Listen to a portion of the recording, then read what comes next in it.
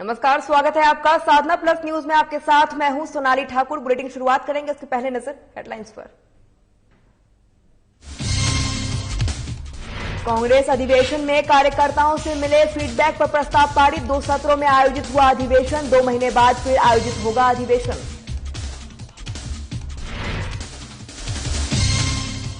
कोटा में हुआ दर्दनाक हादसा। बारात ले जा रही कार नदी में गिरी। दूल्हे समेत 9 लोगों की हुई मौत।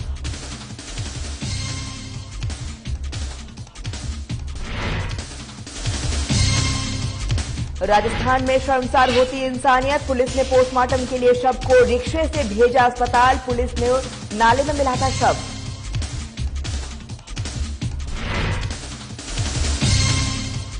हनुमानगढ़ में युवा प्रतिभागियों को किया गया सम्मानित। ओम बन्ना टाइगर फोर्स में किया गया सम्मानित। प्रदेश मीडिया प्रभारी ने दी जानकारी।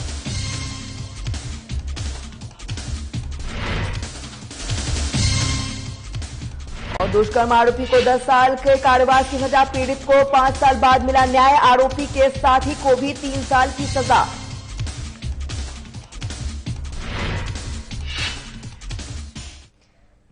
चलिए बुलेटिन शुरुआत करते हैं। प्रदेश कांग्रेस समिति की ओर से शनिवार को 2 सत्रों में आयोजित कांग्रेस के खुले अधिवेशन में 2 प्रस्ताव पारित किए गए हैं। वहीं कांग्रेस के अध्यक्ष गोविंद सिंह डोटासरा ने अधिवेशन के बाद पत्रकारों से बातचीत कर कहा है कि अधिवेशन में केंद्र सरकार के विफलताओं को गांव और ढाड़ी और साथ ही वार्ड तक पहुंचाने और 3 साल में कार्यकर्ताओं से मिले सुझावों से जुड़े प्रस्ताव मुख्यमंत्री को सौंपे गए हैं। वहीं उन्होंने बताया है कि मुख्यमंत्री अशोक गहलोत ने खुले दिल से कहा है कि प्रदेश कांग्रेस समिति ने पार्टी कार्यकर्ताओं की भावनाओं को ध्यान में रखते हुए जो सुझाव दिए हैं उसी के आधार पर बजट पेश किया जाएगा। वहीं प्रदेश अध्यक्ष ने बताया है कि 2 महीने बाद कांग्रेस कार्यकर्ताओं का ऐसा ही एक और अधिवेशन आयोजित किया जाएगा। साथ ही उन्होंने कहा है कि आगामी अधिवेशन में संकल्प लिया जाएगा कि राज्य सरकार ब्लॉक अध्यक्ष और जिला पदाधिकारियों की भावनाओं के अनुसार काम करेगी।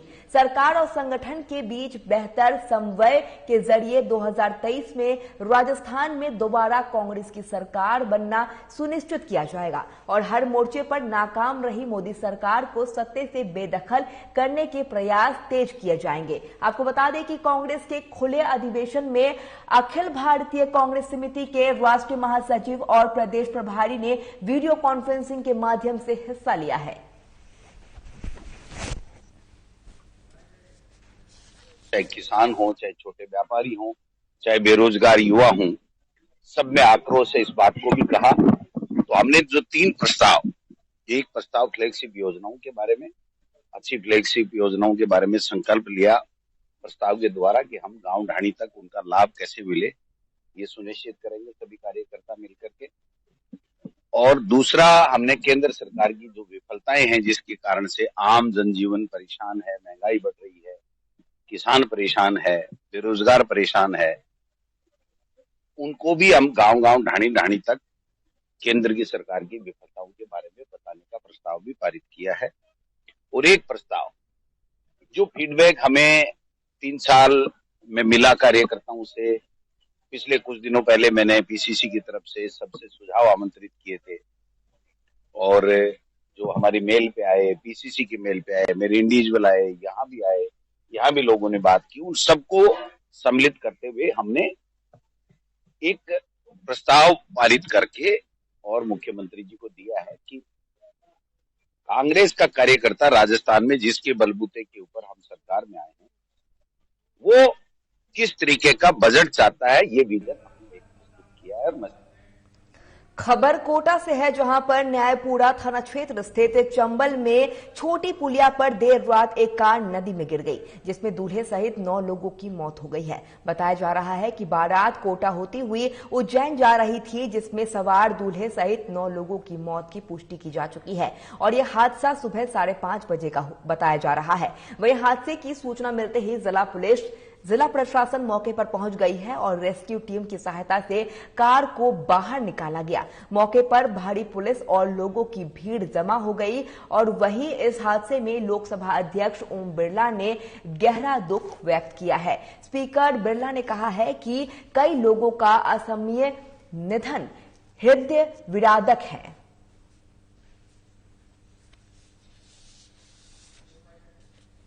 ये कोटपुर बरवाड़ा से बारात जा रही थी उज्जैन और रात को 4:30 पौने 5 बजे की घटना है। जैसे बराती जो बराती थे उस गाड़ी अल्टिका गाड़ी के अंदर अल्टिका गाड़ी 7 सीटर गाड़ी थी जिसमें 9 आदमी सवार थे और रात का अंधेरा होने में वो चाय के चक्कर में इधर बस स्टैंड की तरफ बड़ी पुलिया से छोटी पुलिया पे निकल रहे थे जिसमें पत्थर पड़ाए से गाड़ी टकराए के नहीं और नीचे सीधी संबल पुलिया से नीचे कूदी जिसमें 9 के 9 आदमियों की डेथ हुई। अल्टिका से दूल्हा सहित 9 के 9 आदमियों की डेथ हुई। कोई भी नहीं बचा सर इसमें? कोई भी नहीं बचा, एक भी नहीं बचा। और ये पता कैसे चला मतलब सवेरे? जैसे सवेरे तो पता तो देखो यहाँ पर पुलिस की गश्त भी रहती है, लोग आते जाते भी रहते हैं। 4:30 बजे आपको पता है कोटा की पब्लिक घूमने लग जाती है जी। तो मालूम तो चल ही जाता है। और वैसे भी रोड ये तो आगमन का रोड है, पूरा ही जयपुर हाईवे है तो कोई न कोई वाहन चलता रहता है तो मालूम तो चली जाता है। वैसे इस पे भी हेयर गाड़ियाँ चलती हैं छोटी मोटी। रात के टाइम पर मेरा ख्याल है कोई 3 या 4 बजे करीब रात होगी जब जाकर के वो अचानक जो है वो उस पर गिर गई। वो किसी को भी पता नहीं लग पाया। तो वहां से एक राहगीर जो गुजर रहा था उसने देखा कि कार जो है कार का कुछ उल्टी कार का कुछ न कुछ हिस्सा उसको नजर आया तो उसको शक हुआ। उस पर पुलिस को उसने रिपोर्ट करी तो पुलिस पहुंच करके पता लगा कि साहब इसमें तो 8 आदमी मर गए। तो 8 आदमियों की लाशें तो सब निकाल दी गई। बड़ा दुखदायी घटना है। रेस्क्यू ऑपरेशन चल रहा है अभी भी, वहाँ रेस्क्यू ऑपरेशन अभी भी चल रहा है। 9 बजे चल रहा है सारा, सब लोग पहुंच गए हैं वहाँ पर, सब कुछ कर रहे हैं।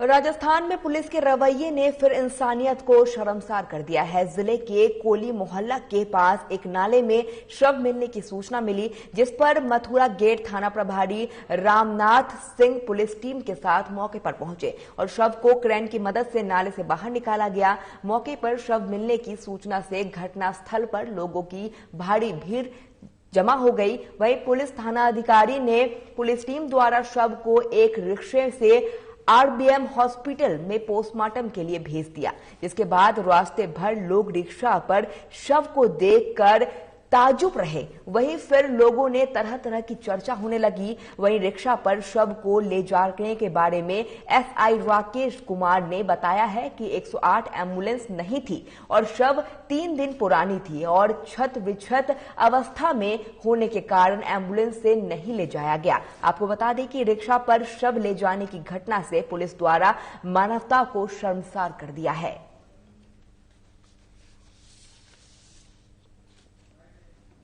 मुझे सूचना मिली कि एक व्यक्ति की लाश नाले में पड़ी हुई है, जिसको हमारे मौके पर जाकर देखा तो लोगों ने पहचान की कि सुरेश कोली है जो बिना गेट का रहने वाला है। नशा वगैरह किया करता था, लेटरिन वगैरह करने के लिए गया जिसकी उसमें 3 दिन से पूर्व भी गिर गया था। 3 दिन से नहीं मिल रहा था। आज लोगों ने पहचान की मिला उसमें उपलब्ध नहीं थी और 26 लाश हो गई थी, इसलिए इसमें एम्बुलेंस में रखने में दिक्कत आ रही थी तो सब वहाँ 26 हो जाता है, इसलिए एम्बुलेंस में मिलेगी। क्या नाम है? राकेश शर्मा। अब खबर हनुमानगढ़ से है, जहां पर ओम बन्ना टाइगर फोर्स सदस्यों की ओर से तहसील के गांव नौरंग देसर की 2 युवा प्रतिभागों को सम्मानित किया गया। आपको बता दें कि टाइगर फोर्स के प्रदेश मीडिया प्रभारी प्रदीप पाल और जिला अध्यक्ष रविंद्र सिसोदिया के नेतृत्व में दोनों प्रतिभाओं का जिला कारागृह के सामने सम्मान किया गया। जहां पर ओम बन्ना टाइगर फोर्स के प्रदेश मीडिया प्रभारी प्रदीप पाल ने बताया है कि पिछले दिनों पंजाब में हुए प्रतियोगिता में हिस्सा लेकर उत्कृष्ट प्रदर्शन करने वाले धावक सत्यदेव सिंह और सीरियल सीआईडी में विलन का रोल करने वाले लखविंद्र सिंह को भी सम्मानित कर इन प्रतिभाओं को प्रोत्साहित किया गया। बता दें कि दोनों ही युवा गांव नौरंग देसर के निवासी है।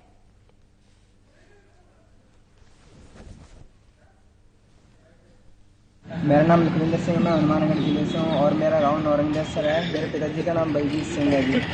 और मैं मुंबई ऑडिशन के लिए गया था और मैं सीआईडी में सिलेक्ट हुआ। 15 मार्च को अपना एक शो आ रहा है जो सीआईडी में मैं विलन का रोल निभा रहा हूँ और अपने ओम बन्ना टाइगर फोर्स की तरफ से सम्मानित किए गए हैं मैं हनुमानगढ़ जिले में।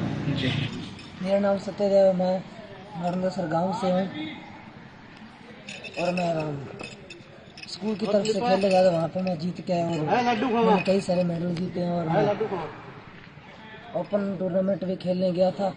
5 किलोमीटर में चौथा स्थान रहा और 1600 मीटर में तीसरा स्थान रहा। इसी के साथ में आज हनुमानगढ़ जिले में मेरा स्वागत किया जा रहा है और मैं ओमन टाइगर टीम द्वारा मेरा सम्मानित किया जा रहा है जी। तो ये ओपन टूर्नामेंट कहाँ हुआ था? यह अमरपुर पंजाब में हुआ था जी। और आगे और भी है जी। आगे अब कहाँ है आपका? आगे अमृतसर है जी। वो कितने तारीख को है? वो 26 तारीख है जी। तो ये ओपन दौड़ में इस तरह आए, आप कैसे प्रेरणा मिली आपको? यह प्रेरणा मुझे मिल्खा सिंह से मिली है और मैं मिल्खा सिंह का रिकॉर्ड तोड़ना चाहता हूँ, उनका सपना पूरा करना चाहता हूँ जी।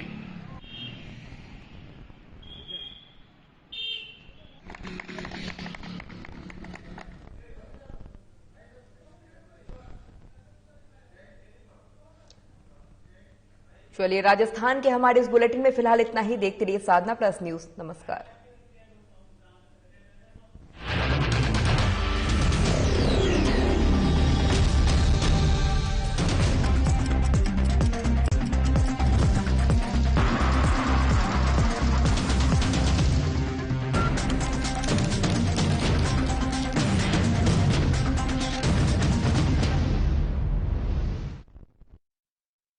क्या आप दुबले पतले कमजोर हैं? आपकी सेहत नहीं बनती, भूख कम लगती है, वजन नहीं बढ़ता? दरअसल मेन बात खाना पीना खाना नहीं है, मेन बात है खाया पिया लगना।